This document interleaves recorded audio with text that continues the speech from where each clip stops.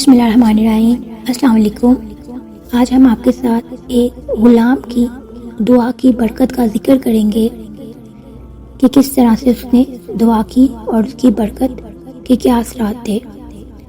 کہا جاتا ہے ایک مرتبہ مکہ معظمہ میں شدید قحط پڑا۔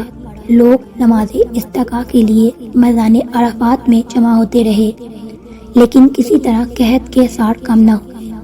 برابر ایک ہفتہ اسی طرح گزر گیا۔ چنانچہ آئندہ ہفتے جمعہ کی نماز کے بعد لوگ پھر عرفات میں جمع ہوئے تو میں نے دیکھا ایک سیاہ فام ضعیف اور ناتوان انسان ہے جس نے 2 رکعت نماز پڑھ کر اللہ تعالیٰ سے دعا مانگی اور سجدے میں گر کر قسم کھائی کہ تیری عزت و جلال کی قسم اس وقت تک سجدے سے سر نہ اٹھاؤں گا جب تک تو باران رحمت سے اپنے بندوں کو سیراب نہ کر دے۔ چنانچہ اس کی دعا کے بعد میں نے دیکھا کہ آسمان پر بادل چھا گئے اور اس قدر می برسا کہ میں حیران ہو گیا۔ بعض ازاں اس سیاہ فام بندے خدا نے اپنے رب کی حمد و ثنا بیان کی اور چل دیا۔ میں بھی اس کے پیچھے چل دیا کہ دیکھتا ہوں کہ یہ شخص کہاں جاتا ہے۔ جب وہ چلتے چلتے ایک مکان میں داخل ہوا جہاں ایک برادہ فروش رہتا تھا، یہ دیکھ کر واپس چلا آیا اور صبح کو کچھ روپے لے کر اس برادہ فروش کے مکان پر پہنچا۔ میں نے کہا مجھے غلام خریدنے کی ضرورت ہے۔ میری اس درخواست پر اس سوداگر نے تقریباً 30 غلام مجھے دکھائے۔ ان سب کو دیکھ بھال کر میں نے کہا ان کے علاوہ بھی اور کوئی غلام ہے؟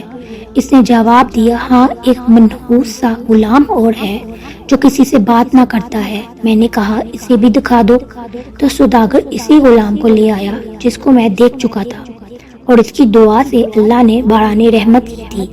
میں نے سوداگر سے دریافت کیا کہ تم نے اس کو کس قیمت پر خریدا ہے؟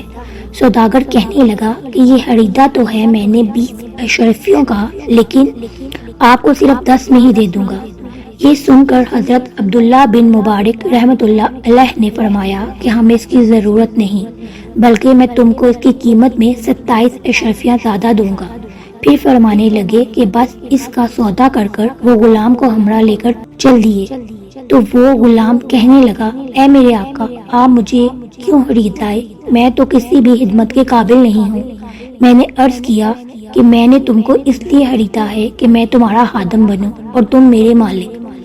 ایسا کیوں کر رہے ہیں؟ اس نے کہا۔ اس پر میں نے عرض کیا کہ میں کل تمہاری کرامت دیکھ چکا ہوں۔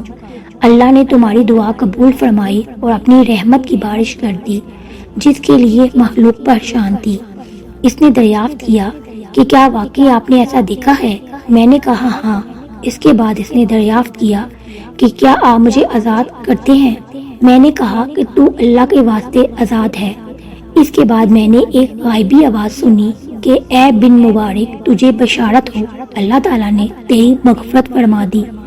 بعض ازاں اس غلام نے کامل وضو کر کے 2 رکعت نماز پڑھی اور کہا کہ اس چھوٹے آقا کی آزادی پر تو اللہ کا شکر ہے، مگر اللہ تبارک و تعالیٰ کے آزاد کرنے پر اس کا شکر کس طرح ادا کروں؟ اس کے بعد دوبارہ وضو کر کر اس نے 2 رکعت نماز ادا کی اور دونوں ہاتھ آسمان کی طرف اٹھا کر دعا مانگی کہ الہی، تجھے معلوم ہے کہ میں نے 30 سال تک تیری عبادت کی اور میرا تیرے درمیان عہد تھا کہ تو میرا پردہ فاش نہ کرے، مگر اب جب کہ یہ راز کھل گیا تو تو میری روح قبض کر کے اپنے پاس بلا لے۔ جب دیکھا تو اس کی روح پرواز کر چکی تھی۔ حضرت عبداللہ بن مبارک رحمۃ اللہ علیہ فرماتے ہیں کہ میں نے اس کو معمولی کفن دیا اور نماز پڑھ کر دفن کر دیا۔ بس جب میں سویا تو کیا دیکھتا ہوں 2 خوبصورت بزرگ عمدہ سا لباس پہنے ہوئے ہیں۔ ان میں سے ایک صاحب نے مجھ سے فرمایا اے ابن مبارک، کیا تجھے اللہ تعالیٰ سے شرم نہیں آتی؟ اور یہ کہہ کر جب وہ چلے تو میں نے دریافت کیا آپ کون ہیں؟ تو انہوں نے فرمایا میں محمد صلی اللہ علیہ وآلہ وسلم ہوں اور یہ میرے پاس حضرت ابراہیم علیہ السلام ہے۔ آخر میں دریافت کیا کہ میں اللہ سے کس طرح سے نہیں شرماتا، حالانکہ کثرت سے نماز پڑھتا ہوں۔ پر انہوں نے ارشاد فرمایا کہ آج اولیاء اللہ میں سے ایک ولی کی وفات ہوئی اور تم نے اس کو اچھا کفن نہ دیا۔ چنانچہ جب صبح ہوئی تو میں نے اس غلام کی قبر کھلوائی اور کھلوا کر نہایت عمدہ اور نفیس کفن پہنایا، دوبارہ نماز جنازہ ادا کر دفن کر دیا۔ اللہ تعالیٰ اس پر اپنا رحم فرمائے، آمین۔